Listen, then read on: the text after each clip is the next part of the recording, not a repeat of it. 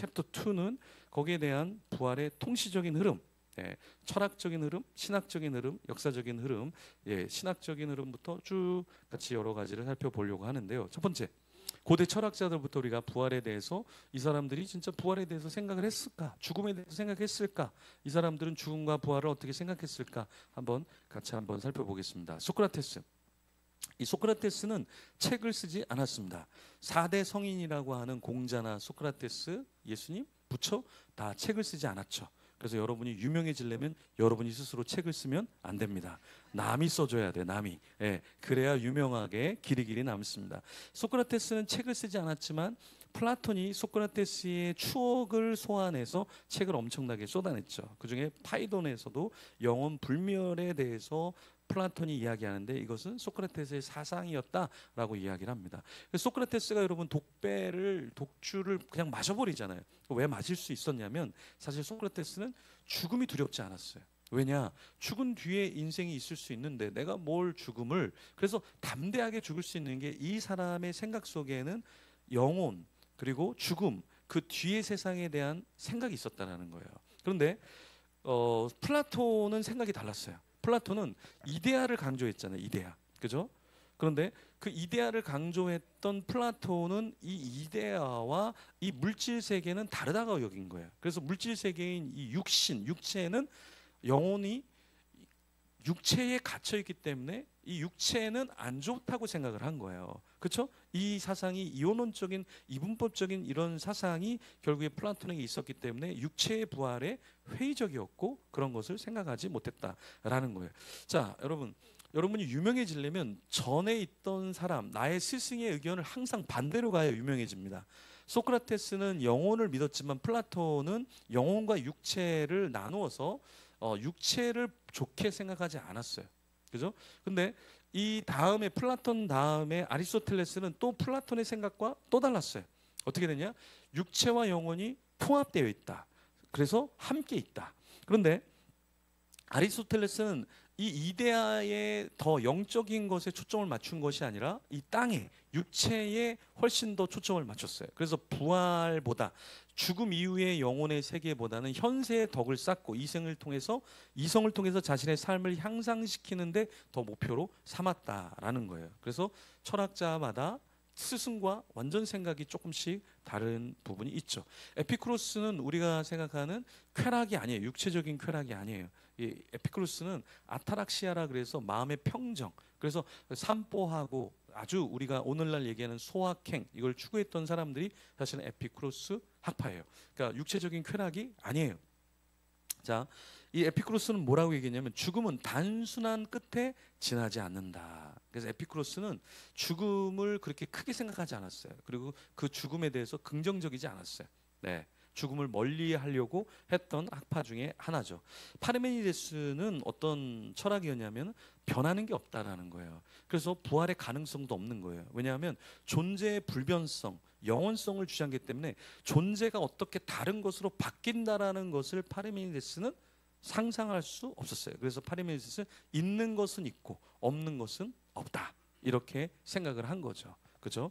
그래서 변화나 죽음, 부활 이런 건 다 허상이다. 그래서 파르메니데스 같은 사람을 따랐던 그 엘레아파의 제논 같은 경우는 날아가는 화살은 날아가는 게 아니라 정지의 연속이다, 이렇게 이야기를 했죠.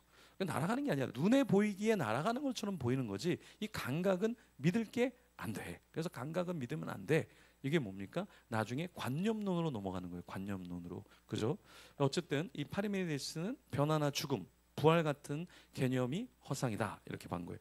중세로 넘어가면 아우구스티누스는 부활은 기독교의 핵심이다라고 해서 정점을 찍었죠. 그리고 나서 안셀무스. 이 안셀무스는 부활은 하나님의 정의와 구속의 계획. 그래서 이거는 굉장히 기독교 안에 중요한 것이다라고 본 사람이 바로 안셀무스다. 그래서 부활을 신학적인 논리로 해석해 내도록 만든 거예요. 그러니까 안셀무스는 사실 신학에 있어서 굉장히 큰 인물인데 하나님의 그 존재의 증명을 하려고 한 사람이 안셀무스였어요. 그래서 하나님이 위대하신 분이고 존재하는 자다. 존재하는 자는 실존하고 실제로 우리가 느낄 수 있고 그러한 존재다. 그래서 신은 위대한 인물이기 때문에 존재할 수밖에 없다. 이런 이야기를 한 사람이 안셀무스였다. 자, 그다음에 토마스 아퀴나스는 이성을 가져온 사람이에요. 왜 토마스 아퀴나스가 대단하냐면 사실은 우리가 기독교의 아퀴나스 이전까지는 기독교에서는 플라톤 철학이 주류를 이뤘어요, 여러분. 그래서 아리스토텔레스는 사실 기독교랑 맞지가 않아요. 기독교랑 맞지가 않아요. 그래서 기독교랑 맞지 않기 때문에 기독교에서는 아리스토텔레스의 책을 금서로 지정을 했습니다. 그래서 아리스토텔레스의 책은 중세에 읽혀지지 않았어요. 근데 아퀴나스는 이 나폴리라는 대학을 갔는데 그 나폴리 대학은 신생 학교였는데 아리스토텔레스의 책을 하나씩 연구할 수 있도록 문을 열어준 그런 대학이었어요. 그래서 아퀴나스가 아리스토텔레스의 책을 접하고 나중에 플라톤의 철학이 주류일 때 아리스토텔레스의 철학을 가져옵니다. 그 아리스토텔레스는 이성을 강조하고 현실을 강조하죠. 그래서 아퀴나스는 그러한 철학을 가져와서 이 은총이라는 영역과 이성이라는 영역을 같이 세우기 시작하면서 사실은 철학의 흐름을 바꾸고 중세의 신학의 흐름을 바꿔버려요. 그래서 이 아퀴나스라는 사람은 대단한 인물로 추앙을 받게 되는데 이 아퀴나스가 결국에 이성적으로 부활과 신앙의 모든 것을 설명하려고 한 거예요. 하지만 이 신앙과 철학이 부딪힐 때는 항상 철학을 밑으로 깔아요. 그래서 이 하나님에 대한 개념, 은혜 이것이 먼저 가게 하고 이성이 따라가게 만들었어요. 근데 사실은 이제 문제는 뭐냐면 아퀴나스를 욕하는 사람들은 아퀴나스가 사실은 그렇게 하지 않았는데 아퀴나스가 이성을 앞으로 둔 것으로 착각하기 때문에 그렇다. 근데 사실은 아퀴나스는 하나님의 은총, 하나님의 계시와 이성이 충돌할 때는 항상 계시가 우선이라고 이야기를 했어요. 네. 그래서 아퀴나스의 신학 대전은 42권 정도로 책이 이루어져 있습니다. 1200개의 논문, 소논문이 들어가 있는 게 아퀴나스가. 그래서 아퀴나스는 살아있을 때 책을 한 400권 이상, 몇백 권을 쓰고 죽었어요. 그래서 아퀴나스는 대단한 인물이었습니다. 그런데 아퀴나스는 이성적으로 부활을 설명하려 했던 중세의 신학자다, 철학자다라고 볼 수 있습니다. 둔스 스코투스는 주지주의라고 해서 철학에 있어서 신학에 있어서 부활을 통해 인간이 하나님과의 완전한 연합에 이를 수 있다. 이렇게 설명을 했습니다. 그래서 신의 구속 계획의 일부분이 바로 부활이고 부활을 통해 인간이 하나님과의 완전한 연합에 이르게 된다라는 개념을 강조를 한 거예요.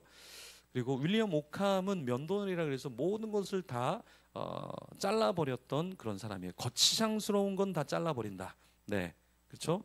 그래서 이 윌리엄 오캄의 이러한 사상을 받아들여서 과학에서도 단순한 게 진리다. 그래서 만약에 지구가 중심이고 모든 게 돌면 이 도는 궤적이 굉장히 복잡해요. 근데 태양을 중심으로 모든 게 돌면 굉장히 심플해요. 그래서 이 오캄 시대에 오캄의 이런 원리들을 과학자들이 가져와서 야, 잘 봐. 이거 지구가 중심이고 모든 게 돌면 너무 힘들어, 너무 힘들어. 근데 태양을 중심으로 모든 게 돌면 아주 심플한 것 같은데. 그래서 이렇게 과학을 할 때도 모든 걸 할 때 심플한 게 가장 좋다. 이게 오캄의 철학과 신학의 영향이에요. 그래서 이런 사상을 가졌던 오캄은 부활을 하나님의 의지에 의한 초자연적인 사건으로 인정해요.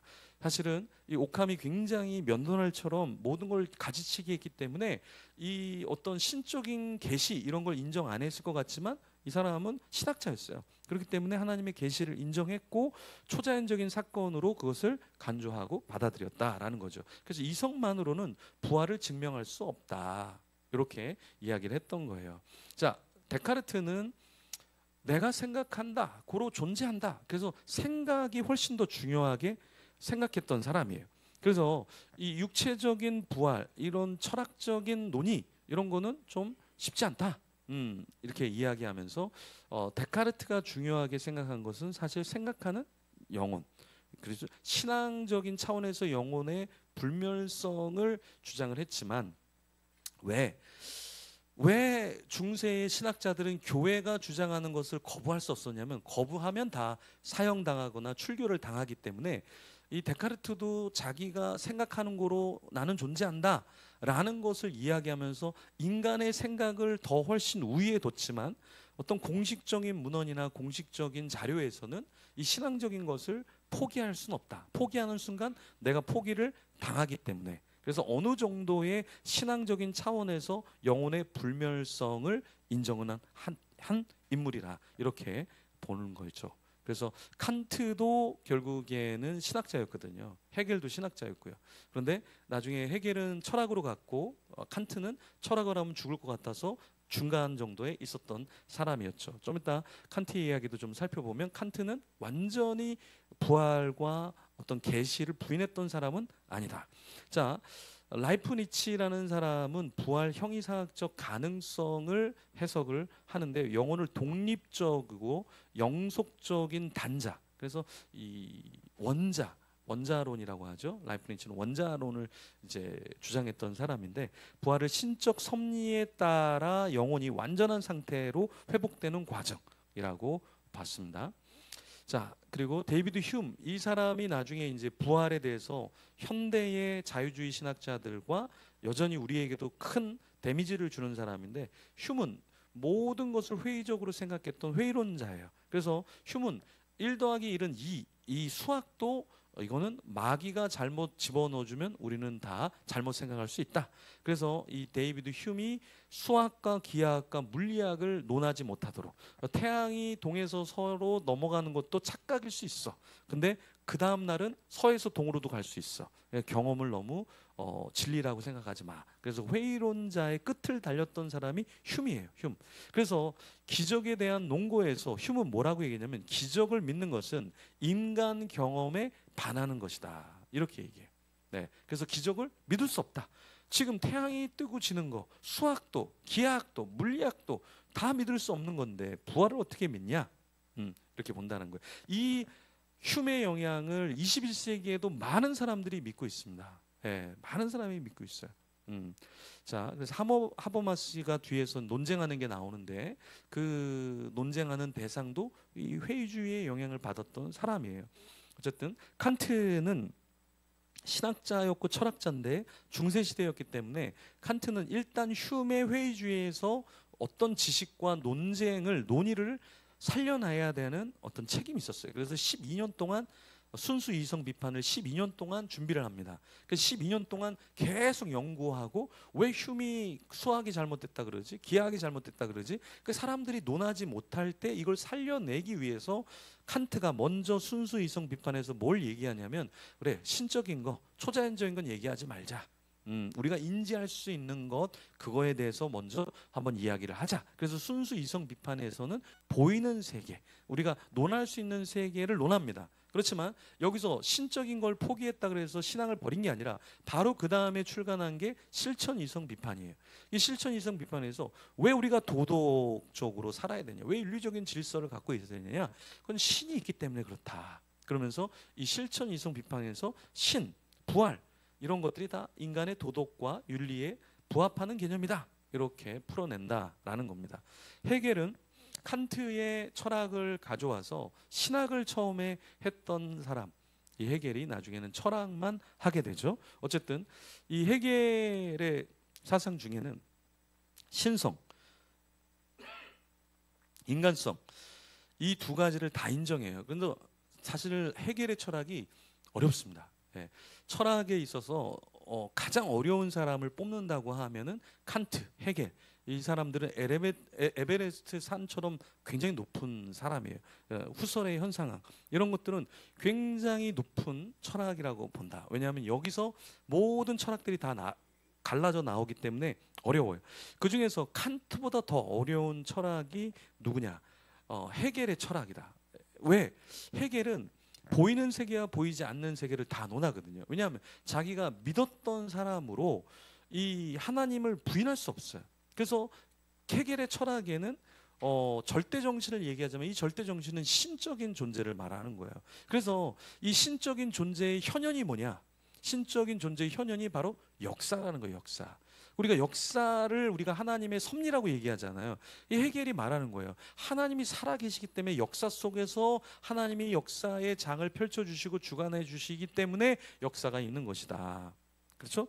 그래서 헤겔은 부활 또한 신성과 인성의 통합으로 변증법적으로 봤다라는 거예요. 그래서 이 부활을 통해서 예수 그리스도의 신성과 인성의 통합을 우리가 볼 수 있고 해석할 수 있고 역사 발전의 궁극적인 목적을 드러내는 사건이 바로 부활에 있다라는 것이죠.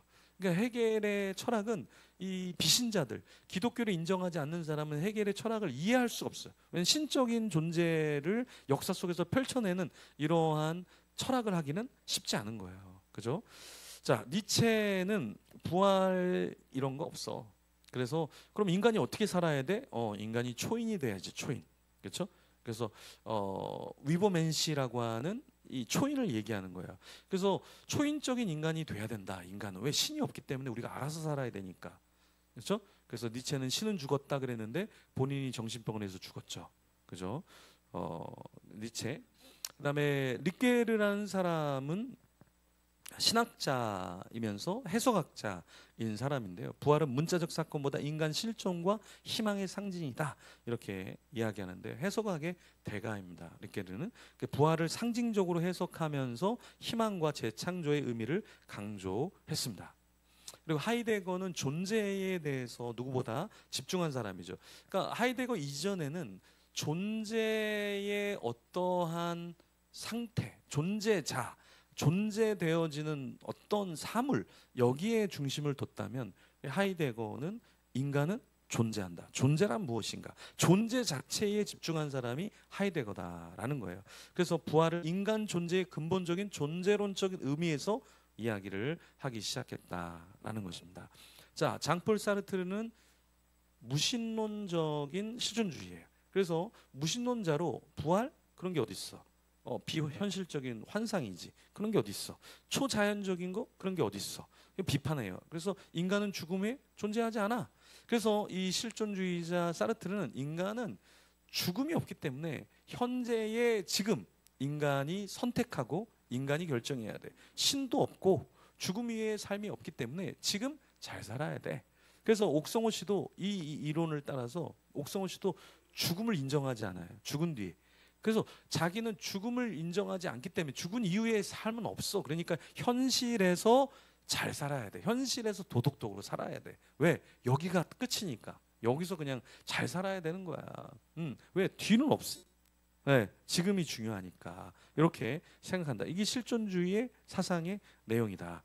자, 슬로브의 지적. 근데 현대 철학자들은 부활이라든가 십자가라든가 이걸 되게 많이 논해요. 근데 왜 지적이 이 부활에 대해서 논하느냐? 이 지적이라는 사람은 마르크스의 철학에 영향을 받았던 사람이기도 하고요. 근데 그 마르크스의 혁명 이것을 받아들이면서 주체의 자기 혁신. 근데 이 부활이 이런 내용을 갖고 있었다는 거예요. 자, 질서의 출현. 그러면서 지적은 부활을 신학적이고 철학적인 상징의 해석으로뿐만 아니라 주체의 전환, 혁신적인 변화를 의미한다. 이렇게 봤다라는 거예요. 사실은 이제 라캉이라는 철학자도 그렇고 지적이라는 철학자도 그렇고 이 인간의 세계를 논할 때 인간이 그냥 살아가는 존재가 아니라 어떠한 라칸 같은 경우는 실제계라는 게 있어요. 그러니까 우리가 말하는 영계, 실제계. 그러니까 하나님이 원하는 하나님 나라 같은 완성된 나라가 있어요. 그러니까 라칸은 그 실제계가 있는 세계를 우리가 살고 싶은 이 우리는 상징계에 살고 있다 이렇게 본다라는 거죠. 그러니까 존재를 따질 때 처음에 원초적인 단계가 있고 그리고 우리가 사는 이 세상이 있고 그리고 완벽한 세상이 있는데 이 완벽한 세상을 인간이 우리가 추구하다 보니까 이 현상계에서 우리는 결국에 공고할 수밖에 없다라는 거예요. 이런 개념이 사실은 현대 철학자들에게 있어요. 그래서 라칸 같은 경우도 왜 우리는 현대인들은 굉장히 괴롭냐? 왜냐? 실제계에서 이야기하는 그 이상을 현실에서 이루어야 되니까 이 현실의 세계의 우리의 삶은 괴로울 수밖에 없다. 있다라는 그 철학적인 내용이 있는데요. 이 지젝도 마찬가지로 혁명적인, 혁신적인 걸 추구하다 보니까 이 부활이 그런 개념으로 이해가 되기 시작하는 거죠. 자, 레슬리 뉴비기는 부활을 기독교 신앙의 확고한 기초다 이렇게 본 거예요. 그래서 중요한 건 부활을 역사적인 사건으로 봤다라는 거죠. 대부분 역사적인 사건으로 안 보거든요. 근데 이 뉴비기는 부활을 통해 기독교 신앙의 진리성, 사회적인 임무를 확증하는 중요한 사건이다. 이렇게 봤다라는 겁니다. 자, 엘빈 플랜티카라는 사람은 아주 위대한 대단한 철학자, 신학자예요. 그래서 이 사람은 신학자이기도 한데 사실은 지금 21세기에 현존하는 철학자 중에 대가입니다. 여러분만 모르시지 일반 사람들은 엘빈 플랜티카를 다 압니다. 아주 유명한 사람이에요. 예, 살아있는 사람이에요. 그래서 이 엘빈 플랜티카가 보증이라는 내용의 책을 시리즈로 냈는데요. 거기서 얘기하는 게 뭐냐? 자, 너네 진화론자, 너네도 믿음을 갖고 진화론을 하고 있는 거야. 왜냐하면 이게 물건이 어떻게 어떤 세포가 야 어떻게 이게 출현할 수 있어? 어떻게? 너네 맨날 얘기하는 게 뭐 검증 가능해야 되고 과학적이어야 되고 반복적이어야 된다며. 근데 세포가 어떻게 번개를 딱 쳐갖고 푹 만들어졌는데 그거 재현해봐. 못해? 근데 어떻게 기원을 그렇게 그따위로 설명하냐. 그래서 이 엘빈 플랜트가 뭐라고 하냐면 너네 진화론, 너네는 엄청난 믿음이 필요한 거야. 그지? 기독교도 믿음이 필요한 거야. 모든 건 다 믿음으로 시작을 하는 거야. 그래서 사실은 이 엘빈 플란티카가 이 현존하는 철학자들과 다 대결을 해갖고 이긴 사람. 그래서 현대의 무신론자 철학자도 이 엘빈 플란티카 앞에 가면 말을 못하는 거예요. 왜냐하면 이 사람들도 다 믿음으로 하는 거거든. 여러분 진화론 잘 보십시오. 믿음이 있어야 진화론을 할 수 있다. 그렇죠. 마이크를 이렇게 딱 공중으로 던졌는데 마이크가 갑자기 막 부품들이 해갖고 마이크로 딱 만들어졌다라는 게 그게 진화론이잖아요. 진화론. 여러분 단백질 하나가 만들어지려면 아미노산 하나가 만들어지려면 DNA 하나가 만들어지려면 얼마나 복잡한데. 그죠? 근데 그게 어떻게 우연히 만들어지냔 말이에요. 그러니까 이런 것들이 다 뭐냐? 다 믿음에서 시작되는 거다. 그죠? 그걸 엘빈 플랜티카가 이야기를 했고 플랜티카는 부활도 합리적이다. 논리적이다. 이렇게 얘기합니다. 그러면서 부활이 단순히 신앙의 문제가 아니라 사실 철학적 논증의 중요한 주제다. 그래서 논리 정연하게 이 부활에 대해서 신앙에 대해서 설명하는 사람이 바로 플랜티카예요. 그래서 엘빈 플랜티카의 책은 여러분들이 한 권 정도는 꼭 읽어보시고